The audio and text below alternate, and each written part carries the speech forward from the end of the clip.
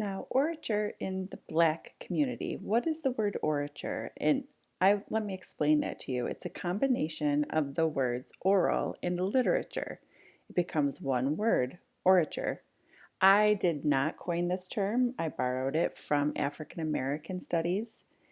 As I did research in African stories, the African stories, most are not written, they are primarily oral, and the documented stories come from researchers.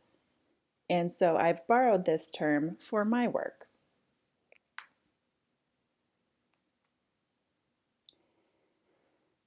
As was just mentioned, I graduated from Gallaudet, MASLED.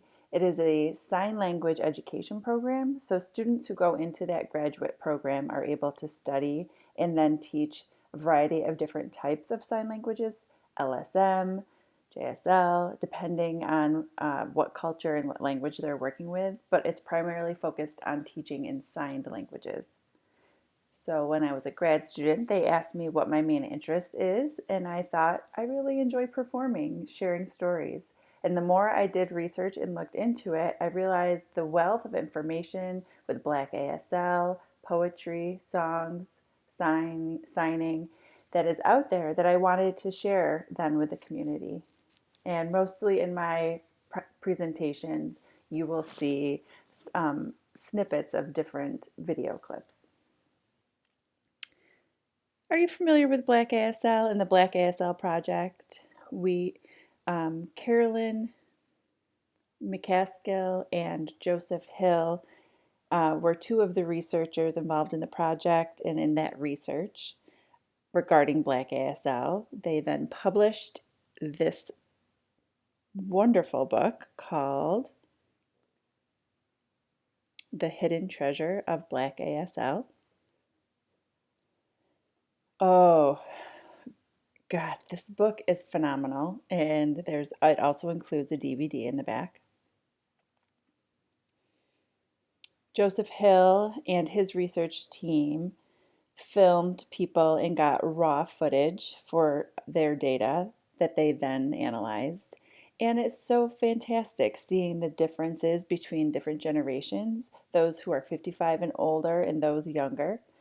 Those in the 55 or older category lived through segregation in the Jim Crow era, as those who were under 55 were integrated with other white students and had a completely different experience, and seeing that in their language. So watching them really inspired me in their work to do more research and find out more information. ASL Lit and Black Lit are comparable, they're the same. ASL Lit has a lot of research that's been done already, though Black Lit is an untapped arena, so that's something that I will get to a little bit later on. So I mentioned segregation. The laws of that were the rule of the land during segregation were the Jim Crow laws. They became illegal. They were passed in 1887. Blacks and whites were completely separated. Separate but equal was the law of the land. And that's what the Jim Crow laws enforced. The Supreme Court decided and ruled after the Brown v. Board of Education case that that law was unconstitutional and demanded that all schools be integrated. It wasn't enforced until about the 1950s. The NSD in 1880 was formed to preserve ASL. Through TV, through camera, through this new technology that had never been there before, they received funding then to film people in performing and working in their language. You're familiar with George Vedetz, who was the founder of this project. He wanted to preserve the beauty of ASL, this language. But Black deaf people at that time, because they were segregated, they couldn't afford it. Many Black deaf students couldn't afford to go to school. They were not really a part of this project. Some teachers saw Black deaf students and encouraged them and supported them. But that was a rare thing that happened. Douglas Craig, he found a black deaf person and donated his last name, Craig, to the individual. This black student worked as a handyman. Everyone loved him. They thought he was funny and humorous. They thought he was dumb. They thought he was helpless, that he needed help. But I want to show you that video. So Douglas, the white man, when he passed away in 1936,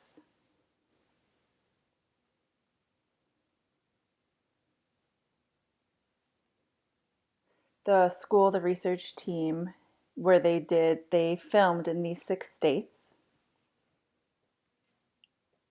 where Jim Crow was very prominent and where it had ended in the 50s.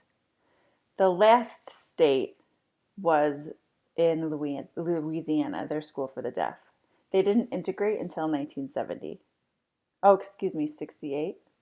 Okay.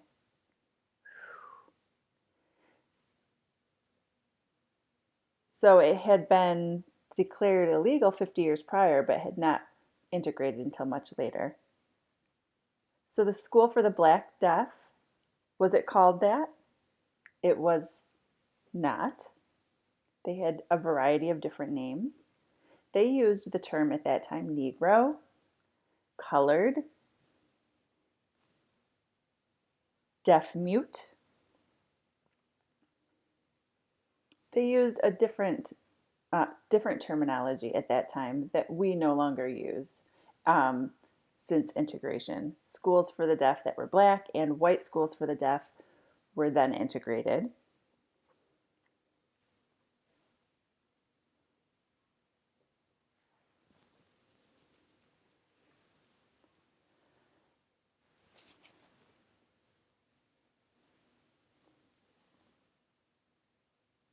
MSAD, the master's program I was involved with, and I mentioned my passion for being involved with performing and with literature. And I wanted to teach classes, I wanted to teach research.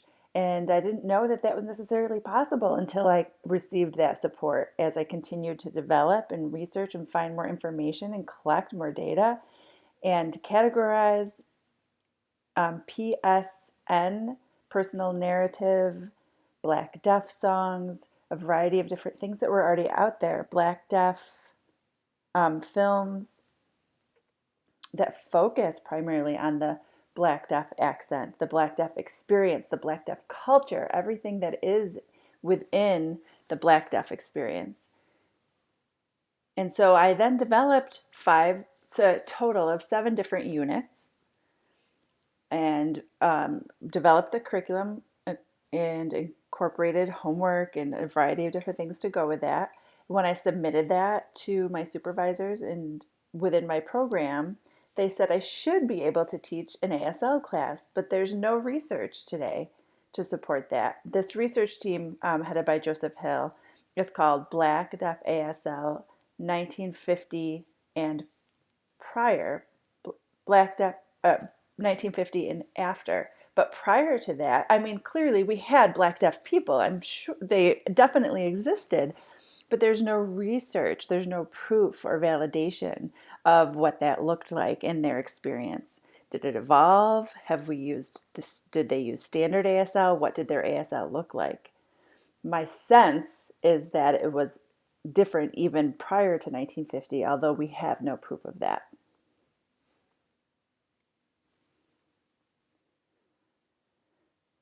So as Joseph Hill explained in his video, the comparison with 2 hands versus 1 hand signs, very often 1 hand sign, I don't know, becomes a 2 hand sign.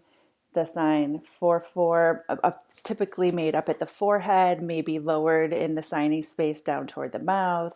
The signing envelope tends to be a different size as well, a little bit larger. Black deaf people don't feel limited by this particular smaller envelope. They sign much larger, and there's a reason behind that. They need to express oneself, whereas other people sign much smaller. You know ASE, African American English, AAE. Another word is Ebonics, is sometimes what it's called.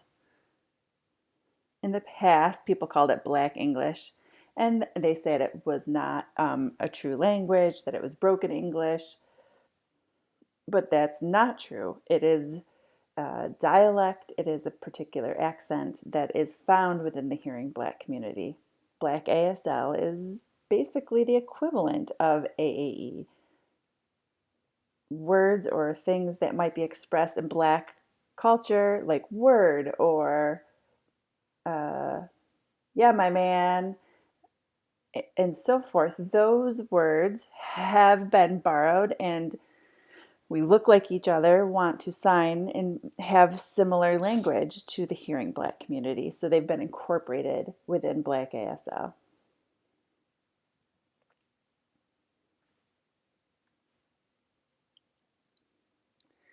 The older gentleman in the middle of this image on your screen is John Shields, and he first arrived and was filming for about an hour and a half, asking questions in the home.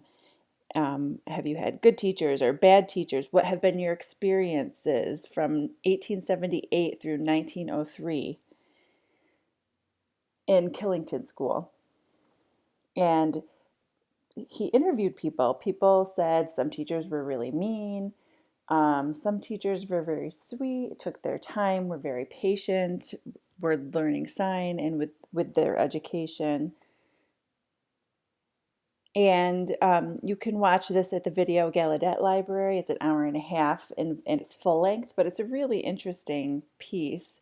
And to watch the sign language, some I understand, some I really don't, to be honest. It's different, and it looks different compared to today. John Shields mentions EMG, very sweet. One woman who saw a deaf person who was younger and brought them into Killington School, thankfully to EMG. EMG being Edward Minor Gallaudet.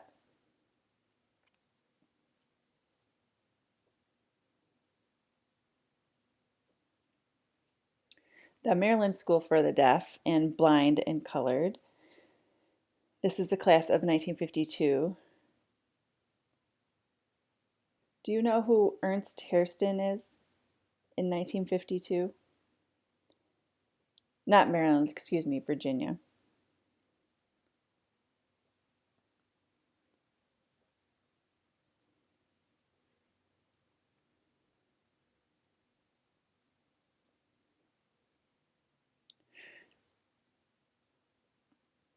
Ernest Hairston was explaining the experience of what it was like for him as a Black deaf person going to a residential school, segregated at the time, and then having to go through integration. He was used to Black ASL, and then the white students, when he was integrated, didn't understand him and looked down on his language as lesser than. The Black deaf students then internalized that, got rid of or hid their language, and followed the white students' ASL as standard ASL. They wanted to fit in and feel the same as with the white deaf students. He's the founder of NBDA, the National Black Deaf Advocacy Group. Black people who went to Black schools went often for vocational type work, cleaning, hair work, other hands-on type work, sewing, housewife work. The women had different types of skills that they were taught. So males and females were taught different skills. The white students learned English, science, history in addition to those skills, math. They had a little bit better of education. Their level of education, what they were taught, was different in the two segregated schools.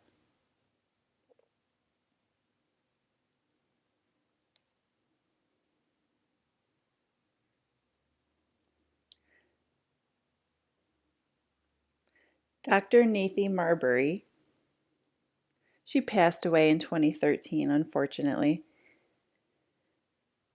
She was my favorite signer. Her experiences talking about church, her family.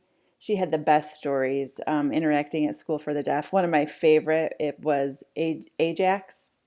You know, the Ajax soap cleaner, the scrub, and trying to scrub her skin, trying to be lighter and suffering through that oppression. Her work really shaped my stories, my work, what it's like to go for a School for the Deaf. P, Day School for the Deaf. It was a school where there was no residential part of it. It was a commuter school. And they had a lot, I had friends there and got up to the school bus to go home. And as I'm there and get home, my mom says she got really upset at me. She was very angry. One of the students at the school had taken pencil and stuck it through my hair. It was a game that they had. They would take dirt, they would see what they could get stuck in my hair, branches, dirt balls, spit wads. And I had no idea till I got home and my mom saw it all in my hair. They did that for 4 years or so. My mom finally was so fed up with it, she shaved my hair off.